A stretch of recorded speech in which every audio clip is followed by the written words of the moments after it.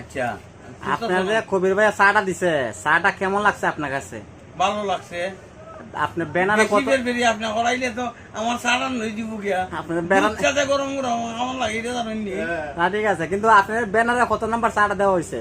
হ্যাঁ? ব্যানারে কত নাম্বার চাটা দেওয়া হয়েছে আপনার আজকে? ও ব্যানারের হ্যাঁ 1 নম্বর চা।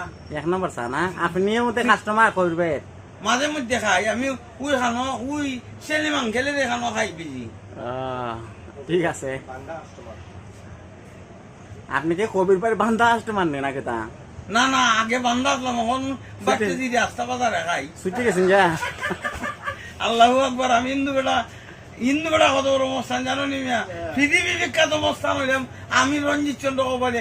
আমার বাপের নাম রবীন্দ্র চন্দ্র কপালে। দাদা। আমার গ্রাম উপজেলা সোনারুঘাট, জেলা হবিগঞ্জ। এই যে দাদা আপনার পাঞ্জাবিটা তো খুব সুন্দর লাগছে।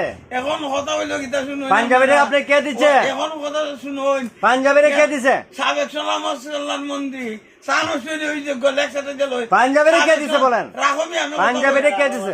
পাঞ্জাবিটা দিছে আমার গ্রামের লালা দাদার ঘরের বাতিদা মোহাম্মদ ফুল মিয়ায়। আপনার